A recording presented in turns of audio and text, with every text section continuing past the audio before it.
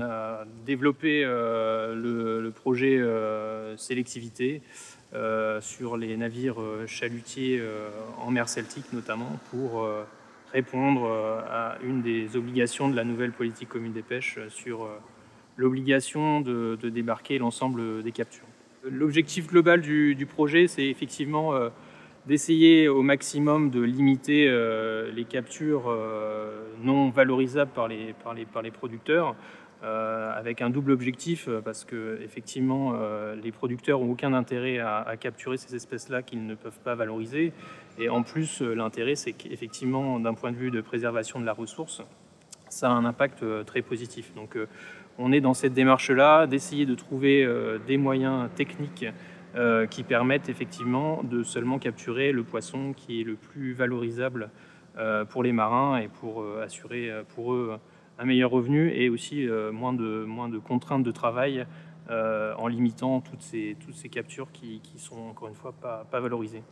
Le projet redresse vise à diminuer drastiquement les rejets dans le golfe de Gascogne, et en fait qui est caractérisé par une pêcherie vraiment multispécifique, avec on pêche de la langoustine, on pêche du merlu et toute autre espèce de poisson. Donc ça c'est vraiment particulier en termes de déjà quel que soit le type de pêche. Et au-delà de ça, il y a donc le projet vise également à étudier différentes techniques de pêche qui permettent justement de capturer ces différentes espèces. Alors, plusieurs métiers sont concernés par le projet redresse.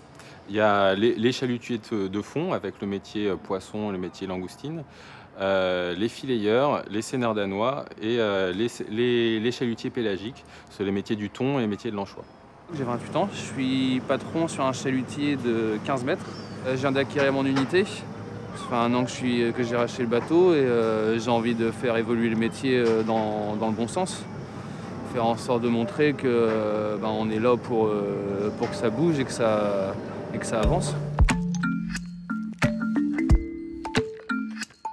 En mer Celtique, la plupart des bateaux, pas tous les bateaux, mais la plupart des bateaux pêchent en chalut jumeaux, comme dans le golfe de Gascogne d'ailleurs, c'est-à-dire que nous avons, comme vous le voyez ici, nous avons donc 2 chaluts, 2 chaluts qui sont des petits chaluts. Les chaluts, en l'occurrence quand on pêche de la langoustine en même temps, on a des chaluts relativement bas, quoi. Et devant, vous avez un chalut sélectif qui est donc là équipé avec le panneau de mailles carrées du golfe de Gascogne, mais enfin, le principe reste le même. On aura les différents dispositifs sélectifs qui vont surtout être dans la partie terminale, qui vont être dans la partie terminale d'ailleurs du chalut, qui est la partie droite, qui est un espèce de tube avant d'aller sur la partie vraiment finale du chalut, qui est ce qu'on appelle le cul de chalut, qui est la poche, quoi.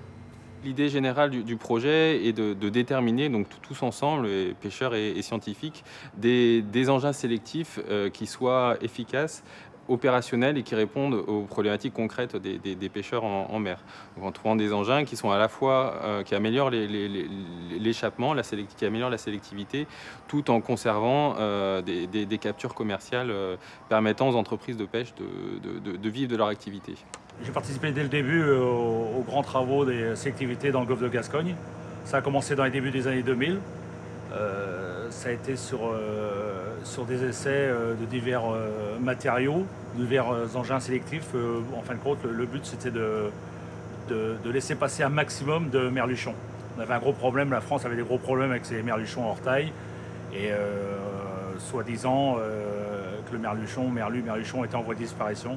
Donc dès les débuts des années 2000, il y a eu des essais de fait au niveau des panneaux mailles carrées, par exemple.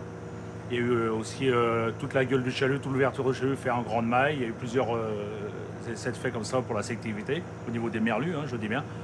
Et donc c'est de là qu'est née cette fameuse grille à mailles carrées pour le merluchon, donc la grille qui est sur le dos.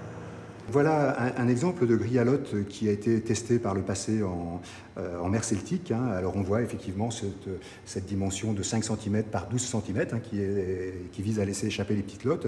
Mais les petites lottes, mais également les cardines, par exemple, les petits traits qui passent très bien au travers. Sur les essais qui avaient été menés sur un bateau professionnel il y a déjà quelques années, on avait constaté un échappement de l'ordre de 58-60% des rejets, donc, ce qui était quand même très important, quoi. Et puis ensuite, on passe bien sûr, en accord avec les professionnels, on teste les dispositifs vraiment en partenariat, après avoir vraiment ensemble, s'être convaincus mutuellement de l'intérêt de ce que l'on va tester à grande échelle en mer. Nous, on a pour obligation d'avoir des engins sélectifs simples et faciles à mettre en place. Donc moi, j'ai choisi une boule qu'on a mis à l'intérieur du chalut, au niveau de la grille à merluchon, pour permettre aux poissons de petite taille d'être évacués par la grille à merluchon par le principe de refoulement. En fait. La boule va faire un obstacle au poisson et il va buter dedans et il a tendance à remonter et à partir par la grille en fait. On nous dit de pêcher moins de thon rouge. Donc on essaie de trouver des systèmes pour pêcher moins de thon rouge. Pêcher du thon blanc, du jarmon, mais pêcher moins de thon rouge, quoi, avec des systèmes de grilles qu'on met à l'entrée du chalut. Des grilles avec en forme de losange, en grand maillage pour pêcher du jarmon qui est plus petit, pour éviter de pêcher du gros poisson qui est le thon rouge entre autres. Pêcher mieux tout simplement, pas pêcher plus, mais pêcher mieux. Si demain on peut le faire avec les scientifiques, on aurait réussi entièrement.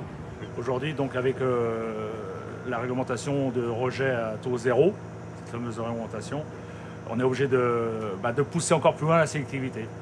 Alors on est encore dans une phase d'essai. Le temps s'écoule plus vite que nous, on arrive à faire des essais, ça il faut se l'avouer. Mais aujourd'hui, on est dans des essais. Alors moi, par exemple, j'ai pris l'essai T90, qu'on appelle T90. C'est une maille normale et c'est un losange. Si on l'étire dans sa profondeur, les deux mailles de côté peuvent se toucher, quasiment. Or, quand on veut faire un panneau à maille carrée pour la langoustine ou pour la merluchon, on le tourne à 45 degrés, ça devient un carré. Si on le tourne à 90 degrés, ça lui fait faire quasiment ça lui fait pas un demi-tour, ça lui refait une belle maille losange, sauf qu'on sera sur les deux mailles de côté qui ne peuvent pas se refermer complètement. C'était le principe de pouvoir garder des mailles ouvertes, même en cas de tension. C'est le comportement sélectif. Le pêcheur sait qu'à telle époque de l'année, il va trouver des juvéniles de telle ou telle espèce qu'il ne souhaite pas capturer. Donc il peut éviter la zone à une époque de l'année, par exemple. Donc ça aussi, c'est de la sélectivité. Donc c'est vraiment le comportement sélectif qui est quelque chose de très important. Et les professionnels l'ont depuis longtemps, mais le développent actuellement, bien entendu, pour diminuer également leur rejet.